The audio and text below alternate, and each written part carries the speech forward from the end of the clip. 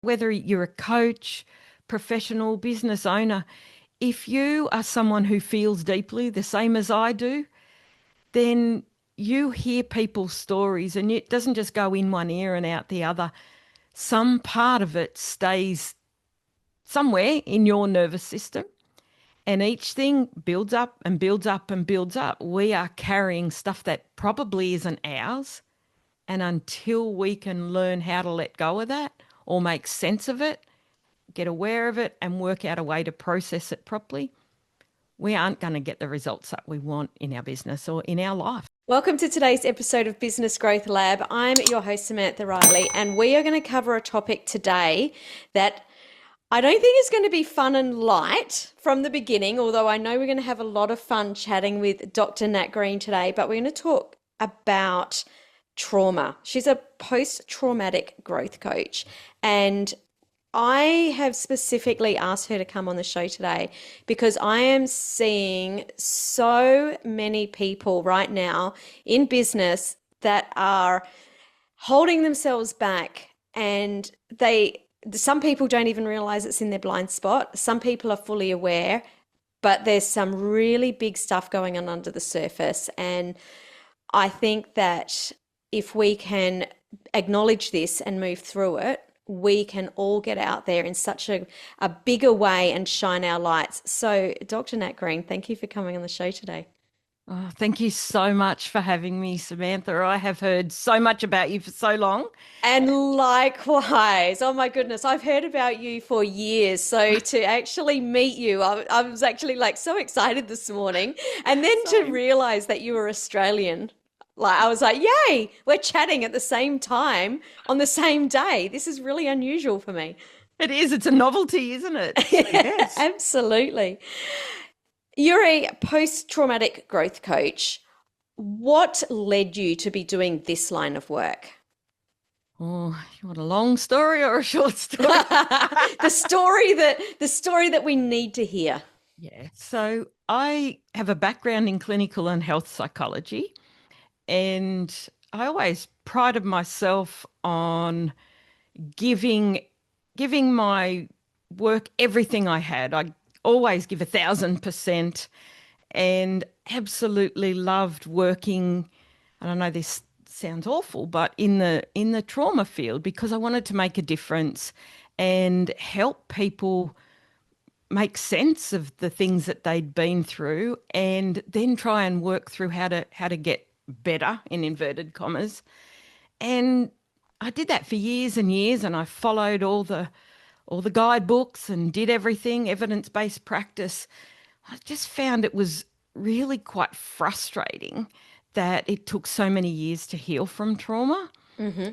And I just felt like I was a bit stuck because it was very much around cognitive behaviour therapy at the time, as I learnt that, and then learnt how to make people go over and over into exposure therapy and retell their story and go over and over and over, because that's what we did back then. That's exactly how we did it.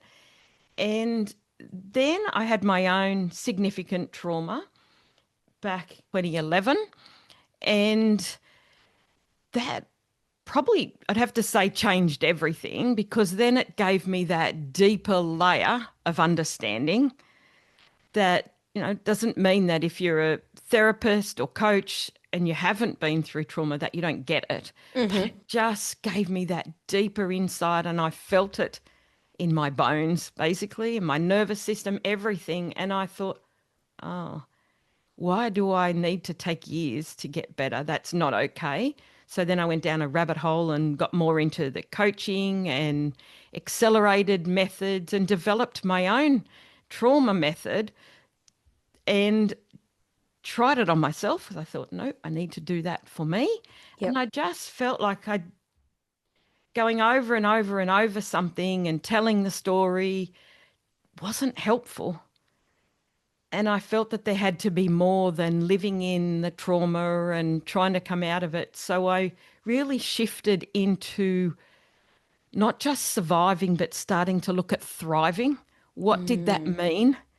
To actually make sense of what I'd been through, help clients make sense of what they'd been through, but work out what it would take to really move out of that and into post traumatic growth. So, long Mm, story, but that's how I got into post traumatic growth. And I really did the deep inner work that I knew I needed, and then was able to help my clients, and they could get transformations and breakthroughs so much quicker in a yeah. matter of, a couple of months maximum, or even a full day, that would help them clear their nervous system of what they'd been carrying and move forward. I love that. And you said it's awful, but it's not, because we're all here with a gift to do something, and that's not awful. It's a gift, and you're passionate about it because you know it works. So I know you know that, but I just wanted to, it just stood out to me.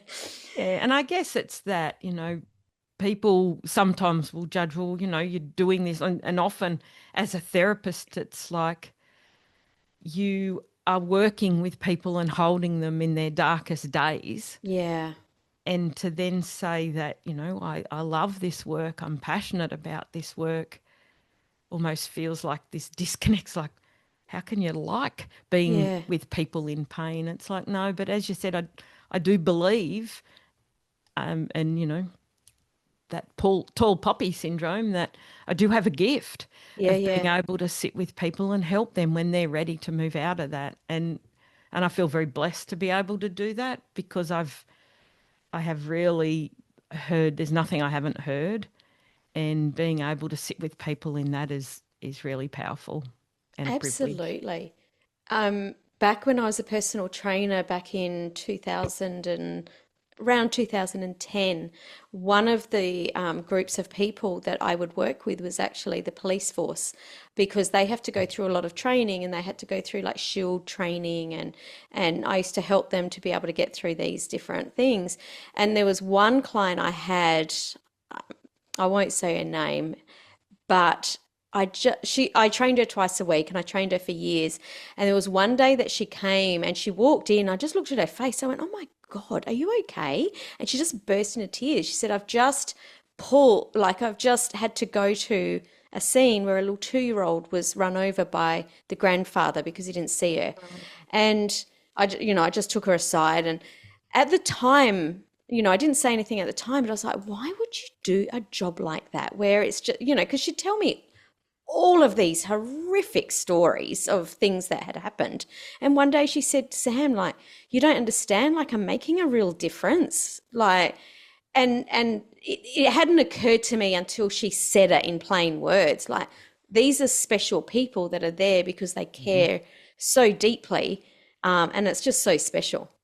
Yeah, yeah. Yeah. And thank you for sharing that. And I did a lot of my work, really with emergency services and police who'd been through such significant trauma.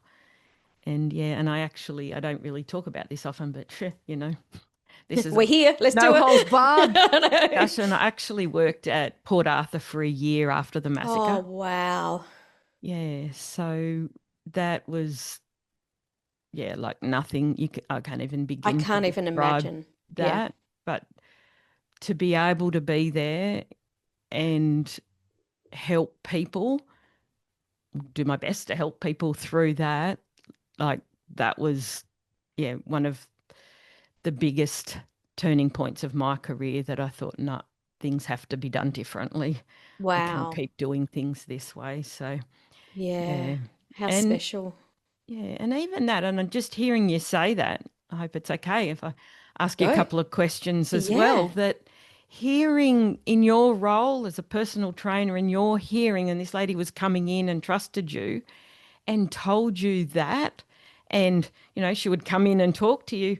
When you hear people's stories, a bit like hairdressers who Yeah, yeah. hear everyone's deepest, darkest secrets, what does that do to you and your nervous system now that you're carrying a little bit of that person's story? Yeah, wow. So I've never been asked this. This is really interesting because I really deeply feel other people's feelings. Yeah. I feel other people physically. Hmm. So if someone, if someone comes in, I can feel straight away where they're feeling it, and I can feel it in my body where they're feeling it in their body. Yeah. I'm quite in tune that way. So when I hear those stories, I can be awake for nights at a time just thinking about them. Yeah. I'd heard something just last week about someone that's not a friend of mine, that's not part of my family, and I was still awake all night Yeah. and just like, oh my God, I hope they're okay, and how I wonder how the family's feeling. And I just get so caught up. And I when I lived in a different state, I had the most beautiful kinesiologist and like, I guess, healing Mm-hmm. kind of practitioner. And she used to say to me all the time, Sam, you have to learn how to put up a force field around you. Because Mm. she said, sometimes you come in and there is so much black energy like around you. And she said, and Yeah. it's not yours, but you just take on so much stuff. Gosh, where have we gone in this Oh, podcast already? oh, and I think that they're the things as a business owner that we find that people, or, whether you're a coach, professional, business owner, if you are someone who feels deeply the same as I do, then you hear people's stories and it doesn't just go in one ear and out the other. Some part of it stays somewhere in your nervous system, and each thing builds up and builds up and builds up. So even though I work with a lot of business owners who come in and they might be stuck, or exactly as you said, you're noticing all these things going on and this change of business owners not wanting to be seen, or they're stuck because of some reason and they're not really sure why. And I think that one of the things that we don't acknowledge, if I said, oh, well, do you have any trauma? They'd go, no, I haven't been through anything traumatic. And they're very quick to discount anything they've been through. Well, I didn't see someone die in front of me or Yeah. murdered, or, whatever. And we think of it as what we would term a big T trauma. But it doesn't matter. It doesn't have to be major. Mm, If you have heard other people's stories, you're a good listener, or you've been through the challenges of being a business owner in the last 5 years in particular, mm-hmm. 10 years, but most likely in the last 5 years, then you are carrying significant anxiety, distress, stress, pressure in your nervous system that is definitely impacting you. And that might be a little T trauma, but doesn't matter. Mm, It's not a competition about who's had the most trauma. It's like, let's actually acknowledge that we are carrying stuff that probably isn't ours. And until we can learn how to let go of that or make sense of it, get aware of it, and work out a way to process it properly, we aren't going to get the results that we want in our business or in our life. oh my goodness. I'm so glad you touched on that, because I like, trauma is something that we've heard about quite a lot in recent years. And I'll be brutally honest. I used to think, oh my God, how can all these people have trauma? Like, I didn't see that little girl get run over. I haven't seen a burning body, that's been in a car accident. I haven't Mm. had a parent die. Like, I don't have trauma. How can all these people have trauma? But it's only just recently what I've realized it is. And from the way you described it, tell me if I'm wrong, we've all been through trauma, because every single one of us that's alive went through some pretty awful stuff back in 2020, some worse than others. Some people might not even acknowledge how it's affected them, and it may have affected everyone in different ways. But let's face it, it's not just that. It's coming off the back of that. We're in this financial crisis, and again, there's people that say, "Oh, we can create our own reality." And yes, I believe that. But also, let's have empathy for the people that don't know how to do that, that don't understand that, the single parents at home trying to pay Mm. the rent, Yeah. the couples that have got children with anxiety. Like, some of the stories I've heard Uh, with yeah. children. Someone told me the other day that their 12-year-old had come to them and said he wanted to commit suicide. I'm like, my God, at 12, I didn't even know what suicide was. Like, there's Hmm. some big stuff going on out there. And I There is. think that it's almost like this gaslighting or bypassing that other people aren't out there having a really hard time, even if you're in control and you know, and understanding that we can create our reality. Do you know where I'm going with this? Oh, absolutely. I think that, you alluded to 2020. Let's talk about the elephant in the room, Mm-hmm. that anyone who was alive in 2020 lived through COVID, the pandemic, and I honestly believe that changed everything for all of us. Whether you are you've got the vaccination, you're an anti-vaxxer, it doesn't matter, Mm. irrelevant. You were impacted by COVID. And that is something that everyone went through together. So that's that community trauma impact. Mm. We had that significant uncertainty and that anxiety that rises up about, are we going to get something that we don't really know anything about? And there's a lot of people obviously that have their own very strong views, and I'm not here to talk about a view either way. Mm-hmm. That's not up It's to me. irrelevant to the Completely conversation. irrelevant. It's Yeah. more that if you were alive then, you and your family and your loved ones were significantly impacted. Mm-hmm. Let's look, I had a son who was in year 12 and a daughter in year 10. Oh, wow. I can't So imagine what those year 12s went through. I mean, like, I know. I understand everyone, but year 12 is such a special year. Yep. And they spent it in their room. They would get 1 hour, if that, a week from their teachers in year 12, and they just Wow. did the rest on their own. We spend all our time in the years leading up to that. Stop gaming, get off your computers, do the interact with people, and then suddenly they're in a situation where they're living in their room. And if someone in the house might have got COVID, they were isolated even more. And all of that stuff, when we're human beings and we thrive on connection, has an impact. Mm. And all the patterns that we'd been setting up for their behaviours of not being online were just completely contradicted, thrown out the window.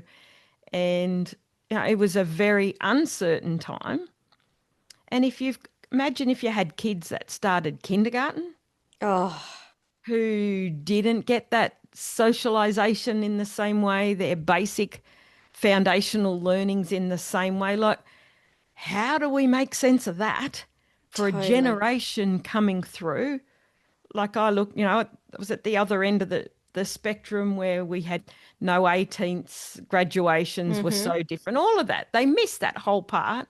Yeah. Then they went to uni and they did it. My son did his degree in his bedroom, Wow. got his That, degree, did really well, high distinctions, fantastic, but he didn't go to uni and meet anyone. wow. And, those things have an impact. Yeah. If you're a business owner and you had a thriving in-person business, suddenly you had to go online. Mm-hmm. It opened up a whole new world where we didn't have the skill set Yes. if we weren't already online. Thankfully, you and I were already doing things online, but not everyone was. No. That And changes things. it does. And what I'm seeing now, these years later, are people that are still struggling with the confidence because they feel like, well, they're a fraud because they just kind of made it up as they went along. You and I had a bit of a laugh before we started recording that, even though both of us have been in business for a really long time, we're both just making it up all day, every day. But, Absolutely. but, but, we like that's just like we've been doing that every single day for 20, 30 years, but people that went through that in COVID, they're still feeling like really like massive imposters. They're Yes. struggling with confidence still, they're holding themselves back.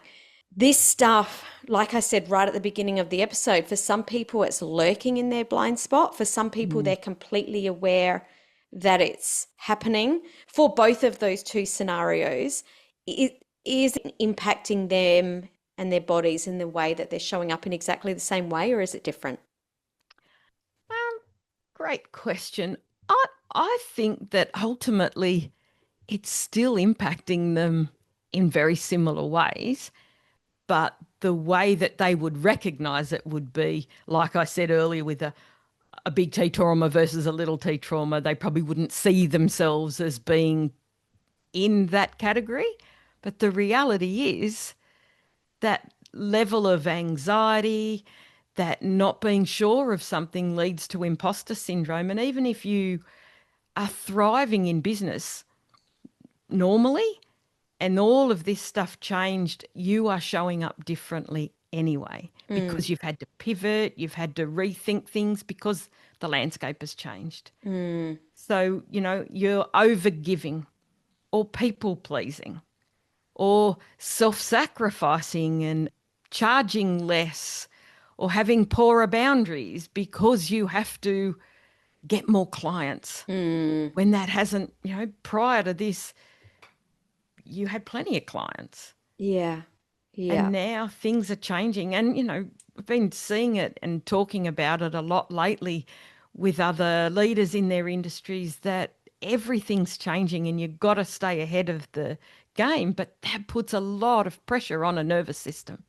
Yeah, well, now we've got, let's call the next elephant in the room, AI, massive. It's making people, where we don't have as much certainty of what the future is going to be now. Because now we're like, I was chatting to someone just this week, we're like, you can't put a 5-year plan in place. You can have a goal of where you want to be, but you actually can't put the plan in place of how you're going to get there because we don't know what it's going to be like in 5 years. So now we're coming out, we've had COVID, financial crisis. Now we've got this uncertainty with AI that's also making us move at such a fast speed.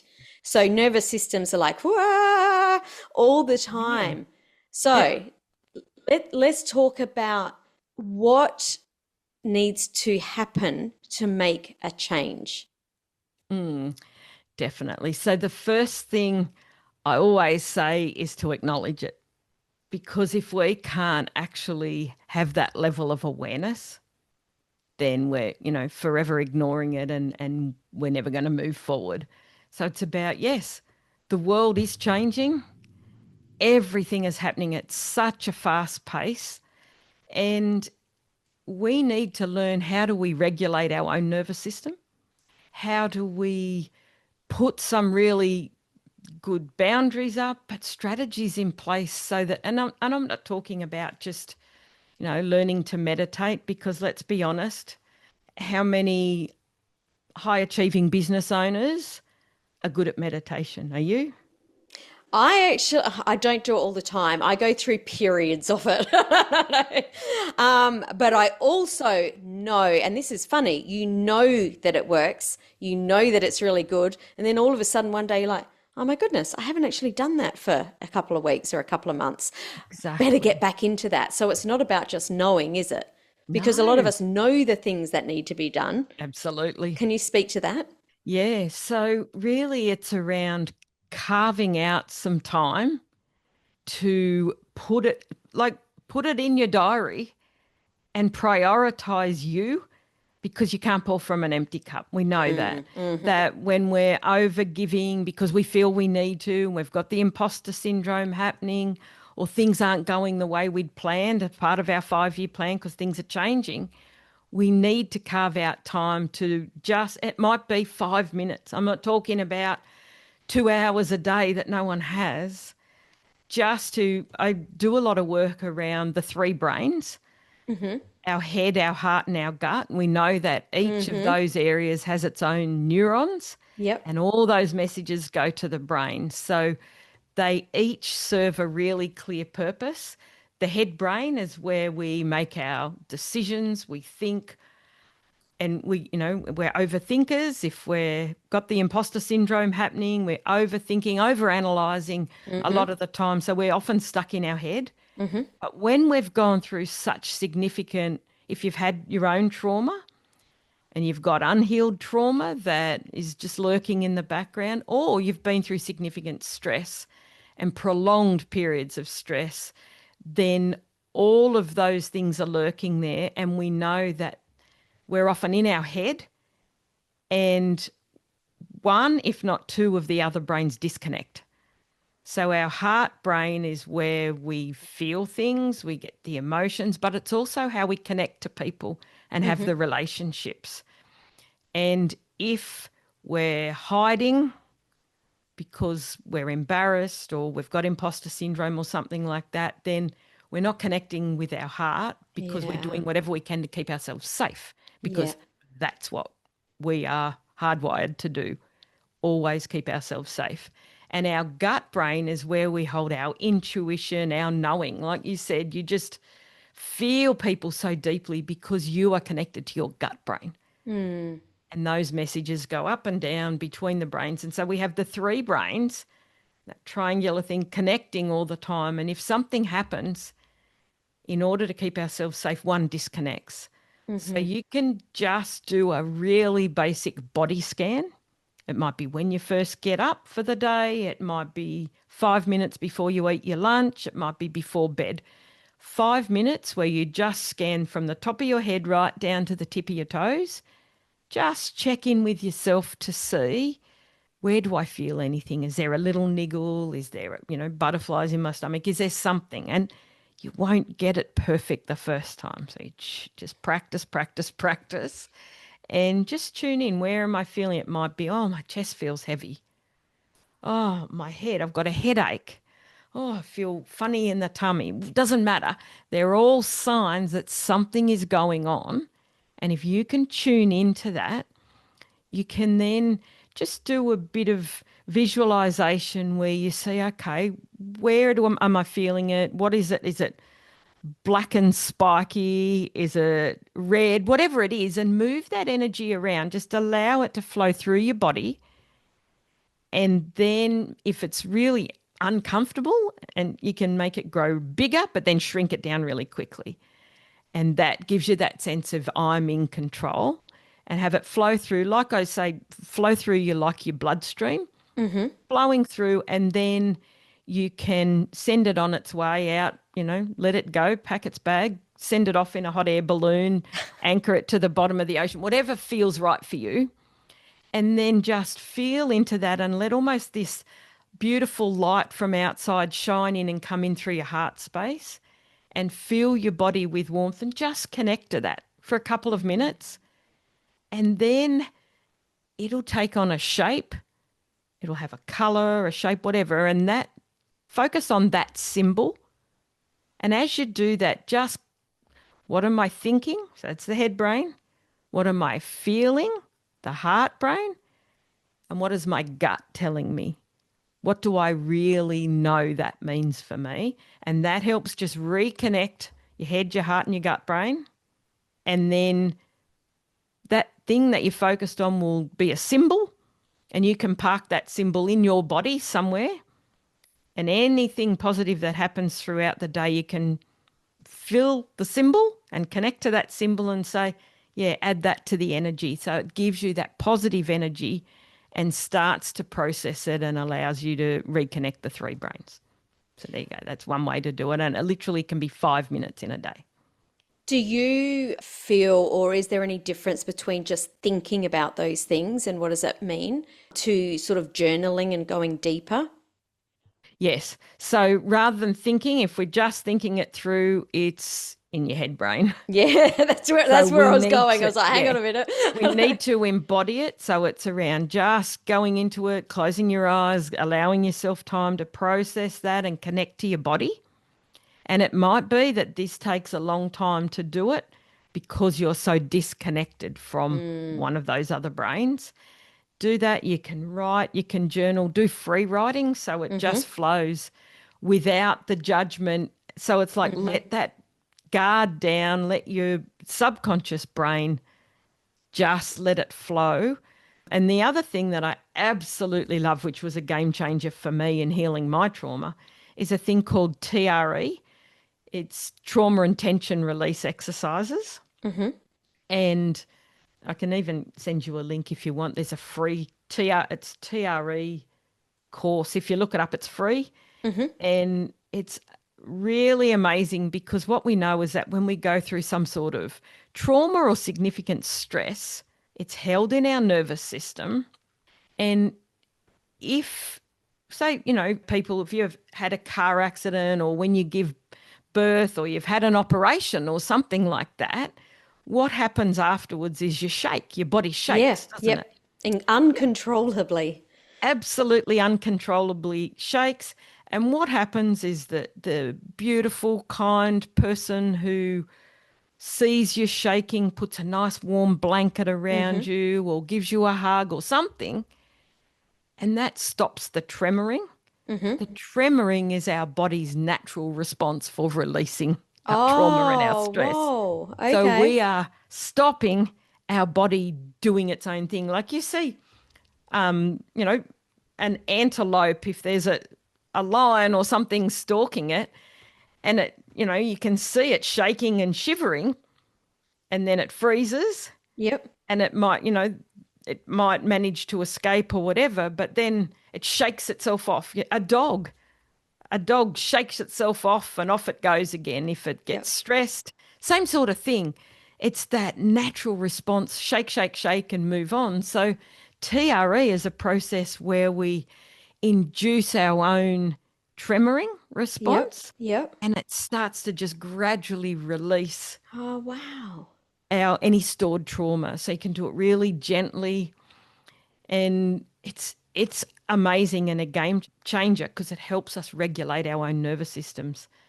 And you can go on to, like I said, it's a free training. There's lots of people who are being trained in it around Australia, and they're in, most places. There'd be somewhere you are, there's somewhere I am, and they can help you let go of stuff and know what parts of your body you're carrying your tension that might be stuck. So, people hold it across their shoulders or their back. And as a personal trainer, you would have seen that so many times. Mm-hmm. And you think, oh, people come in and their shoulders are right up and they just need to loosen it. So you can just stand up and have a bit of a shake it out sort of thing, and Yeah. just do a couple of minutes of shaking it out. And that's a stress release. Wow. So it's powerful and really, really simple and helpful. Super helpful. So you mentioned sort of doing the scan through your body and really feeling into that. That's to me, that sounds like a really great way to prepare for a day. What about when we're in the middle of something?